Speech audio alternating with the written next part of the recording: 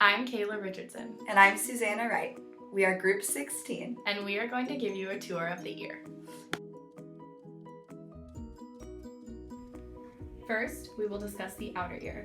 The most outer part of the ear is the article, also known as the pinna.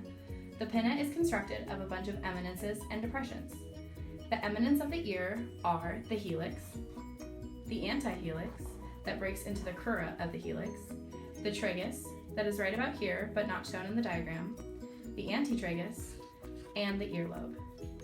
The depressions are the scaphoid fossa, the fossa triangularis, the intertragal notch, the cymboconcha, and the capum concha. After passing the pinna, we enter the external auditory meatus, also known as the ear canal. The ear canal is made up of a 1/3 cartilaginous portion and a 2/3 osseous portion. The cartilaginous portion of the external auditory meatus holds sebaceous glands and tiny hairs that create earwax to help protect and clean the ear. As we move through the ear canal, we come across the tympanic membrane, more commonly known as the eardrum. The tympanic membrane consists of 3 layers: the lateral layer, which is the most superficial layer towards the outer ear, the medial layer, which is a mucosal layer that faces the inside of the ear, and finally the central layer, which is the portion that is composed of important fibers and connective tissue that lies between the lateral and the medial layers. Now we will talk about the physiology of the outer ear. First is the pinna. The pinna assists to capture the sounds around us and aids in the localization of sound. It also enhances high-frequency sounds at around 3000 Hz. After that is the external auditory meatus. The external auditory meatus has sebaceous glands that create earwax and also has extremely small hairs that help to keep the ear clean and healthy. It also aids in the warming the air that passes through before reaching the tympanic membrane. This allows the tympanic membrane to work efficiently. And last is the tympanic membrane. The tympanic membrane, or eardrum, aids in improving sound transmission from the air in the outer and middle ear to the inner ear. Now we will discuss the middle ear. Right behind the tympanic membrane is the ossicles of the middle ear that is made of 3 small bones: the malleus, the incus, and the stapes. The malleus is the bone closest to the tympanic membrane. It connects to the eardrum via the manubrium. The incus is the middle bone of the ossicles that connects the malleus to the stapes. The footplate, or bottom of the stapes, attaches to the oval window of the vestibule of the inner ear, which we will discuss further later in the video. The easiest way to understand the middle ear as a whole is in the shape of the cube with 6 sides. Each side contains important landmarks that help the middle ear to function properly. The superior wall, or the ceiling, contains the tegmen tympani, which essentially forms the roof of the tympanic cavity. The posterior wall contains 3 landmarks: the tympanic additus, the pyramidal eminence, and the chorda tympani nerve.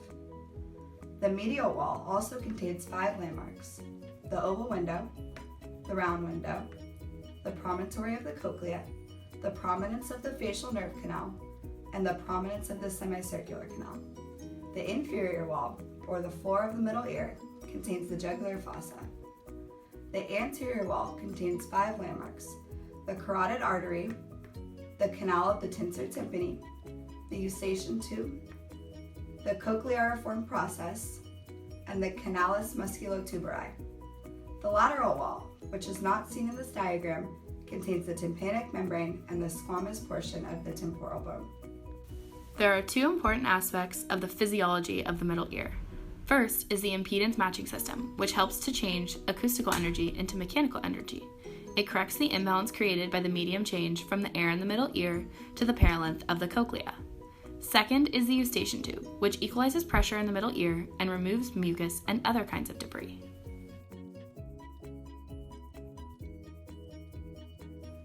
We are now going to discuss the anatomy and the physiology of the inner ear. Behind the oval window is the vestibule, which is essentially the entrance to the cochlea, a snail-shaped organ that makes up the most important part of the inner ear. The inner ear also holds 3 semicircular canals: the anterior canal, the posterior canal, and the lateral canal. If you were to cut the cochlea, you would be able to see something that looks a lot like this. You would be able to see 3 ducts that make up the cochlea: the scala vestibuli, the scala media, and the scala tympani. Between the scala vestibuli, that is filled with perilymph, and the scala media, that is filled with endolymph, is Reisner's membrane.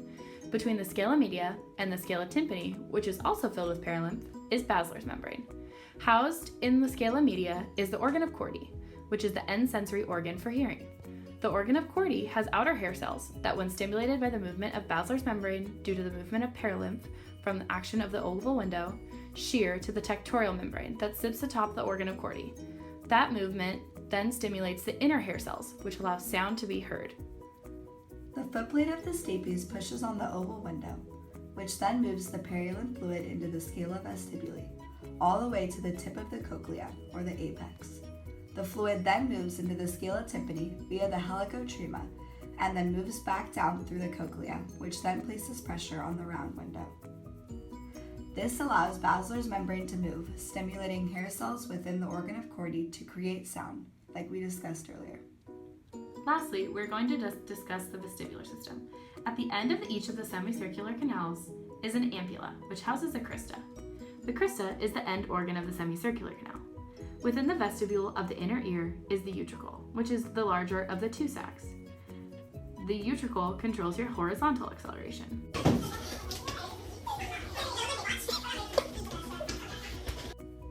The saccule, which is the smaller of the two sacs in the vestibule, controls your vertical acceleration.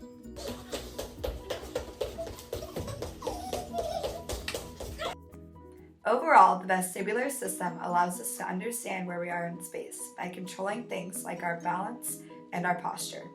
The ear and all of its parts control our bodies more than most people think, so it is important to understand the ear in its entirety to further comprehend how we function as human beings.